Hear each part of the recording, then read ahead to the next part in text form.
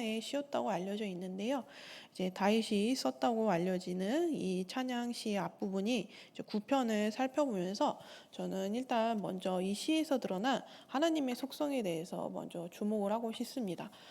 그분은 영원히 다스리시는 하나님이십니다.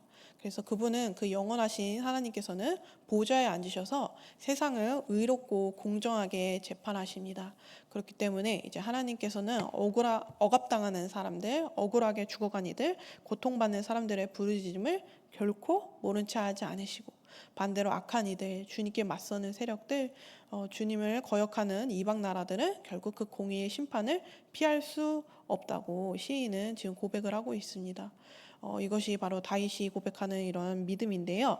저는 지난 이제 성경을 쭉 읽어 내려왔는데 이제 지난주에는 열왕기 상하 말씀을 이제 읽게 되었어요. 근데 시편 말씀 이런 다윗이 이제 특히 이제 다윗이 쓴 시들과 함께 이제 열왕기 상하 말씀을 이제 엮여지니까 물론 이제 다윗은 이제 사무엘 상하의 이야기가 나오지만 또 열왕기 상하에 이제 다윗 이후에 일어난 이런 왕들의 이야기를 쭉 이제 보니까 되게 좀 또 이제 평소와는 또 다른 이렇게 생각이 들더라고요. 이제 열왕기 상하를 보면은 저희 성도님들도 이제 아실 수 있겠지만 이제 왕들을 평가하는 두 가지의 이제 기준이 나오잖아요. 그래서 선한 왕들은 다윗의 길을 걸었다고 하고 악한 왕들은 여로보암의 길을 걸었다고 그렇게 이야기를 합니다. 그렇다면 하나님께서 그토록 악하게 보신 그 여로보암의 길이 무엇일까? 저는 어렸을 때 정말 이스라엘 백성들이 이해가 안 갔어요. 이제 어렸을 때 이제 그때는 핸드폰이 없던 시절이었잖아요. 그래서 이제 그때는 이제 재미있는 게 뭐였냐면 저는 어렸을 때 만화책이 재밌더라고요. 근데 이제 그냥 만화책도 만화책인데 이제 부모님께서 그냥 만화책을 사주실 리가 없잖아요. 어떤 만화책을 사주셨느냐? 이제 뭐 조선왕조 500년, 뭐 신라 통일 신라 1000년 막 이런 이제 학습 만화들을 이제 주로 사주셨는데 이제 그 중에는 어떤 만화도 있었느냐? 이제 성경 만화도 있었습니다. 그래서 이제 제가 화장실에서 이제 막 성경 만화책이 항상 거기 이제 옆에 꽂혀 있었어요. 그래서 이제 화장실에서 볼일을 보면서 이제 성경 만화를 읽고 하여튼 그래 성경 만화를 이제 읽다 보니까 이제 성경 퀴즈 대회 같은 거에 이제 나가면은 이제 그 지식으로 이제 좀 막 우수상을 얻기도 하고 이제 그랬던 과거가 있었는데 어렸을 때는 이 성경 만화책을 쭉 읽다 보면은 너무 재밌게 읽었는데 이해가 안 가는 거예요. 아니 하나님 잘 믿으면 잘 되고 안 믿으면은 안 되는데 망하는데 왜 이렇게 자꾸 하나님께 거역하고 우상 숭배를 할까 그렇게 이해가 안 갔는데 근데 이제 쭉 이제 열왕기 상하를 저는 이제 들으면서 이제 읽거든요. 그 이제 공동체 성경 읽기 전에 코로나 때 시작되었던 이제 그 성경 읽기를 그냥 다시 한번 이제 그 들으면서 보는데 쭉 이제 열왕기 상하를 듣다 보니까 너무 이해가 가는 거예요. 어렸을 때는 하나도 이해가 안 갔던 그 왕들이 너무 이해가 가는 거예요. 이 왕들한테는 되게 좀 너무 당연한 선택이었겠구나. 왜냐하면 이제 이방 나라들, 이스라엘이 막 그렇게 크고 강한 나라가 아니고 또 주변에 또 수많은 나라들이 있고 이 나라들이 지금처럼 평화로운 시기가 아니라 막 툭하면 이제 계속 전쟁이 일어나고 막 서로 차지하고 빼앗고 이런 게 일상이 된 그런 시대였는데 그런 시대에서 당연히 이제 이웃 나라들과 결혼을 하면서 이제 그런 동맹을 맺고 그리고 또 어떤 또 강한 나라가 쳐들어왔을 때 더 강한 나라를 의지하고 그리고 그런 강한 나라에 이렇게 한번 다녀와 봤더니 세상에 너무 멋있는 거예요. 막 예를 들면 저희도 막 다른 큰 교회 가면은 야 여기 교회 진짜 잘 돼 있다 이러면서 우리도 이런 거 좀 해볼까 뭐 이렇게 생각을 하듯이 거기는 물론 아예 이제 우상이었지만 이웃 나라에 막 그런 잘 나가는 제국들이 엄청 의리의리하게 신전을 꾸미고 그렇게 제사를 지내는 거 보고 또 그들이 이제 막 잘 나가는 모습을 보면은 우리도 한번 저렇게 해봐야겠다. 그래야 이제 저런 신들을 섬겨야지 저렇게 잘 나가는가 봐 하면서 이런 이제 막 그런 신전 그런 우상 숭배하는 방식들 우상 숭배들 또 결혼 동맹을 맺었으니까 이 아내를 무시할 수는 없으니까 그래서 또 이제 우상을 그런 게 이제 이해가 가는 거예요. 어렸을 때는 이해가 하나도 안 갔는데 이제는 나였어도 그랬을 것 같구나라는 그런 생각이 드는 거예요. 근데 이제 하나님께서는 단호하게 이제 열왕기 상하의 저자를 통해서 말씀하시죠. 이거는 바로 여로보암의 길이다. 사실 여로보암도 왜 그랬는지 이제는 너무 이해가 잘 가는 거예요. 여로보암이 왜 그랬을까? 왜냐하면 생각을 해보니까 여로보암은 이제 그때 여로보암이 왕이 된 이유는 하나님께서 솔로몬의 우상 숭배 때문에, 그래서 그 아들 르호보암의 때에 이제 열지파를 떼주셔서 이제 여로보암에게 그렇게 넘기신 건데, 사실 여로보암은 결국 뭐예요? 반역해서 왕이 된 거잖아요. 그래서 이제 이런 왕들의 심리를 보면은 우리나라뿐만 아니라 특히 중국 같은 경우는 더 심한 것 같은데, 이제 왕들의 심리를 보면은 의심이 막 가득 차 있잖아요. 그래서 심지어 막 형제들끼리도 막 싸우고 자녀도 막 이렇게 막 가두고 막 죽이고 이런 것들이 이제 그 왕 역사 속에서 보면은 전 세계를 살펴봐도 왕들은 의심하고 막 자기 권력을 지키려고 막 그렇게 발버둥치고 몸부림치고, 그리고 또 반역도 일어나고 막 그런 시대였는데, 여로보암도 되게 불안했겠구나 이런 생각이 드는 거예요. 이제 자기도 결국 반역해서 이제 열지파의 왕이 된 거잖아요. 그래서 이 열지파가 언제든 나를 떠날 수 있겠구나 이런 생각이 충분히 여로보암에게 들었겠구나. 그래서 여로보암이 이제 금송아지를 이제 북이스라엘의 북쪽과 남쪽에 이제 금송아지를 만든 것은 결국 이 북이스라엘의 백성들이 이제 이 성전이 예루살렘에 있으니까 계속 남유다의 예루살렘으로 이 성전으로 제사하러 가다 보면은 예배드리러 가다 보면은 이 백성들의 마음이 나에게서 떠날 거야 이런 생각에 이제 금송아지를 북쪽과 남쪽에 세운 건데, 이런 심리가 어렸을 때는 왜 저래 이랬던 게 이제는 너무 이해가 잘 가는 거야. 진짜 내가 만약 여로보암이었으면 발 뻗고 못 잤을 것 같고 불안에 기인해서 그런 정말 이해할 수 없는 행동들이 나았겠구나 이런 것들이 열왕기 상하를 쭉 이제 들으면서 이해가 가는 거예요. 그러면서 나는 진짜 여로보암이구나 이런 생각이 이제 들게 되었습니다. 반면 그럼 다윗의 길은 어떤가? 이제 하나님께서 그렇게 계속해서 강조하시는 선한 왕들이 나오면은 무조건 다윗의 길로 걸어갔다 했던 그 다윗의 길인 바로 이 시편 9편에도 이제 분명히 드러나 있는 것 같아요. 그래서 이제 시편 9편에 보면은 다윗이 계속 하나님께 기도하잖아요. 이제 13절에 보면은 주님 나에게 은혜를 베풀어 주십시오. 죽음의 문에서 나를 이끌어내신 주님, 나를 미워하는 자들에게서 받는 고통을 살펴주십시오. 막 온전히 하나님을 신뢰하는 모습이 나오고, 그리고 하나님께서는 공의로운 재판장이시기 때문에 그래서 하나님은 억울한 자들을 내버려 두지 않으시고, 하나님께서는 이방 나라들을 심판하시고, 하나님께서는 저들을 한낱 사람에 지나지 않으면 하나님께서 알게 해달라고. 그래서 모든 것이 하나님 제가 한번 해보겠습니다 이게 아니라 하나님 해주세요, 하나님 공의로운 재판장이심을 제가 믿습니다, 하나님께 올려드리고 하나님께 맡겨드리는 그런 모습이 나옵니다. 저는 이런 시편을 계속 묵상을 하면서 이 다윗에 대해서 더 좀 생각을 해보게 되더라고요. 항상 이제 하나님은 이제 위기의 순간이든 어떤 순간이든 항상 이제 하나님께 철저히 엎드리는 사람이었는데요. 다윗에 대해 이제 생각을 하면서 이런 생각이 들었어요. 세상에 어떤 왕이나 통치자가 다윗처럼 이렇게 자신의 연약함, 그리고 자신의 창피한 모습들, 수치스러운 모습들을 그런 게 다 담긴 그런 시들을 적어서, 찬양을 적어서 백성들에게 이런 찬양을, 시를 공개를 하고 같이 이제 성전에서 부르게 할까? 세상에 어떤 왕들이 이럴까? 이런 생각이 문득 드는 거예요. 사실 다윗 하면은 저희 이제 아이들은 다윗과 골리앗을 떠올릴 것 같아요. 그리고 사실 저희도 다윗 하면은 어떤 모습이 먼저 떠오르십니까?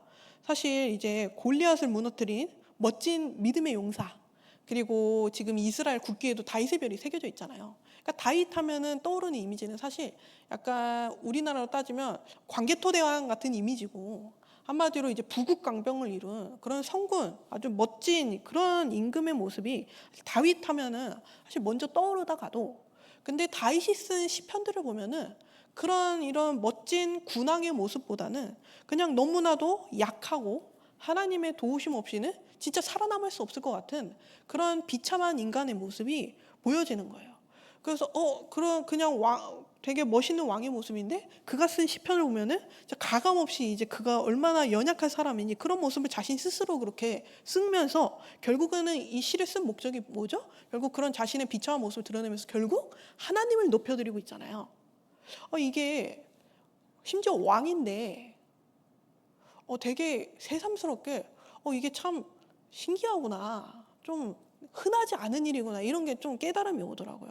보통 이제 권력자 하면은 특히 이제 바로 위에 북한 김정은만 봐도 그렇고 특히 독재자들도 그렇고 이제 아까도 제가 이제 중국의 왕들도 또 얘기를 했지만 보통 왕들은 되게 이제 자신의 권력을 놓치지 않기 위해서 사실 어떤 모습을 많이 보여주려고 하나요? 저 이렇게 약한 사람입니다. 여러분 이게 아니라 저 이렇게 멋진 사람입니다. 사실 대통령이 되려고 해도 선거에 결국 나는 이렇게 훌륭한 사람이고 이거를 되게 강조를 하잖아요. 저 사실 이렇게 연약합니다. 이걸 얘기하는 사람은 하나도 없죠. 사람들한테 인기를 얻기 위해서 이제 내 왕권을 공고히 하기 위해서 백성들에게 인기를 얻기 위해서 항상 이제 왕들은 통치자들은 막 특히 독재자들은 더 그렇고 막 자신을 우상화하거나 막 멋있는 모습만 보이려고 이제 애를 쓰죠. 그래서 왕이나 이런 제가 그 검색을 해봤는데 이제 보통 왕이나 이런 통치자들이 이런 연약한 모습이 이제 드러나는 경우는 보통 이제 일기장에 자신의 일기장에 이제 자신의 심정을 막 토로를 하거나 아니면 이제 가까운 가족이나 친구한테 이제 편지로 나 뭐 힘들어 뭐 이런 거를 이제 써서 그게 이제 또 편지가 분명히 이제 사람들한테 발굴되어지기 위해 쓴 건 아닐 텐데 그게 이제 발견이 되어서 이 왕이 이렇게 힘들었구나 이런 게 좀 알려지거나 근데 그런 경우는 많이 덜어 있는데 다윗처럼 스스로 자신이 진짜 하나님 없이는 안 되는 되게 끔찍하고 비참한 그런 사람임을 온 백성에게 성전에서 찬양으로 부르게 한 왕이 있었는가? 없었던 것 같아요. 그리고 그뿐만 아니라 제가 저번 주에도 춤에 대해서 얘기를 했는데 다시 한번 묵상해봤어요. 다윗에 대해서 이제 더 생각을 해보면서 다윗이 춘 춤에 대해서 한번 더 생각을 해봤어요. 왜냐하면 사실 이제 성경에서도 춤을 춘 사람들이 다 대부분 누구냐? 다 여성들이거든요. 그리고 이제 고대 시대로 거슬러 올라가지 않아도 저희 이제 얼마 전이 아니죠. 꽤 오래전에 이제 엄청 인기였던 왕의 남자만 생각을 해봐도 사실 춤은 보통 누구의 것이냐? 하층민들의 것이죠. 특히 이제 공적인 장소에서 추는 춤은 귀족들이 이렇게 그런 추는 춤이 아니라 거의 대부분 하층민들이 추거나 아니면 이제 큰 전쟁에서 이겨서 성경에서는 큰 전쟁에서 이겨서 막 여성들이 기뻐해서 춤을 추는 그런 장면들이 나오고 그리고 또 사사기에서 보면은 아마도 정확히 나와 있지 않지만 이제 절기 때 막 축제 때 그때 이제 춤을 춘 여성들의 모습이 나오긴 하는데 이제 남자로서 춤을 춘 거는 그 찬양으로 춤을 춘 거는 다윗이 유일한 거죠. 수많은 백성들이 지켜보는 가운데서 왕복을 벗고 체면을 던져버린 채 춤을 춘 그 의미는 이제 아내 미갈이 그를 업신여기는 모습에서 잘 나타나 있죠. 그래서 다윗이 뭐라고 대답합니까? 주님을 찬양하는 일이라면 이보다 더 낮아져 천한 사람처럼 보일지라도 나는 기뻐하겠다. 그래서 저는 여기서 깨달았어요. 다윗이 사실 여로보암도 그렇고 여로보암의 길을 따랐던 왕들도 결국 그들의 선택이 저는 하나님이 보시기에는 나빴지만 인간적인 측면에서 봐서는 여로보암도 그렇고 여로보암의 길을 따랐던 왕들도 너무 이해가 가. 나라도 그랬을 것 같아. 근데 어떻게 다윗은 그런 인간적인 선택을 하지 않고 어떻게 그렇게 철저하게 하나님께 엎드릴 수 있었지? 그거는 그가 철저히 겸손했기 때문이구나. 자기는 진짜로 아무것도 아니고 진짜 하나님이 다 하셨다는 것을 그의 인생을 통해서 그냥 쭉 경험했기 때문에 그래서 이제 사람들 앞에서도 그렇게 춤을 췄던 거 그리고 막 가감 없이 자신의 이런 연약한 모습들이 담긴 시를 이제 막 공개해서 사람들과 함께 찬양하게 한 거. 결국은 이제 자신이 낮아지는 거 그런 거 전혀 상관없이 결국 누구를 높이기 위해서 하나님만 높여지기 위해서 그런 모습들 그런 겸손함이 있었기 때문에 그래서 당연히 인간이라면 너무나 당연한 선택이었을 선택들을 안 하고 온전히 하나님만 의지할 수 있었던 거구나. 그런 게 다시 한번 더 깨달아지는 그런 시간이었습니다. 그래서 저는 이제 다시 저희의 이제 세상으로 저희로 한번 돌아보기를 원합니다. 이제 다윗은 진짜 다 하나님께 올려드리는 사람이었잖아요. 이제 계속 여로보암의 길을 걸었던 사람은 결국 자기가 하려고 했던 사람이거든요. 이제 사울 왕도 하나님께 버림받는 계기가 되었던 이제 제사를 드렸던 거 안 오잖아요. 저라도 그랬을 것 같아요. 아니 전쟁은 해야 되는데 그 전쟁하기 전에 제사는 드려야겠는데 아니 사무엘 오기로 해놓고 안 오는데 그리고 내가 기다려도 안 오는데 참다가 이제 한 거잖아요. 그러니까 결국 이제 여로보암의 길은 뭐냐? 내가 해야겠다.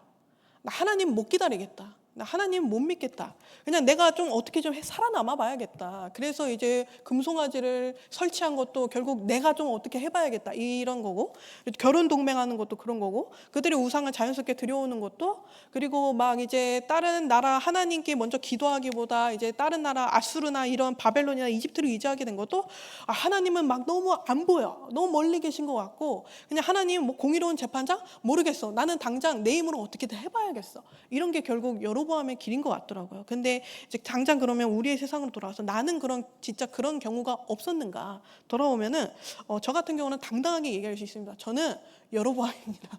저는 여로보암의 길을 걷는 사람이고 그래서 참 이제 그 열왕기 상하를 쭉 들으면서 너무 마음이 항상 열왕기 상하를 읽을 때마다 마음이 가볍지가 않아요. 항상 무거워요. 저기 또 효정이가 있구나. 저기 또 다른 왕이 또 무슨 짓을 했다 하면 저기 또 안유정이 있구나. 그래 또 안유정이 안유정을 같은 짓을 하는구나. 이러면서 이제 계속 성경을 듣게 되거든요. 근데 그렇다면 결론은 그럼 여로보암 같은 안유정에게는 절망밖에 안 남았는가? 결국 여로보암의 길을 걸은 왕들처럼 결국 나는 망하는 길밖에 안 남았는가? 그렇지 않다는 거. 그런 여로보암 같은 저를 위해서 누가 오셨느냐? 예수님께서 오셨기 때문에 그래서 저에게는 이제 여로보암 같은 비참함과 멸망의 길이 남아있는 게 아니라 구원의 길을 하나님께서 저에게 선물로 주셨다. 그래서 제 힘으로는 저는 도저히 다윗의 길을 걸을 수가 없다. 저도 이제 여로보암처럼 항상 두려워하고 매일 흔들리는 사람이기 때문에 그래서 이제 저 같은 사람을 위해서 예수님이 오셨고 제가 그래서 예수님을 의지해서 기도할 때 성령님께서 제 마음을 변화시켜 주신다. 그게 바로 이제 하나님께서 구약의 선지자들을 통해서 목이 곧은 백성인 이스라엘 백성들에게 얘기하신 거잖아요. 너희는 너희 힘으로 할 수가 없어. 그래서 내가 새 마음을 너희에게 주노니 새 영을 너희에게 주노니 새 언약을 너희에게 주노니 그래서 예수님이 오셨고 예수님을 통해서 성령 하나님이 저희에게 오실 때 저희의 마음이 완전히 변화되어져서 여로보암의 길이 아닌 다윗의 길을 걸을 수 있게 되는 겁니다. 그래서 결론은 그럼 어떻게 해야 될까요? 성령님과 연합해야 되고 성령님과 연합하려면 어떻게 해야 되느냐? 기도해야 된다.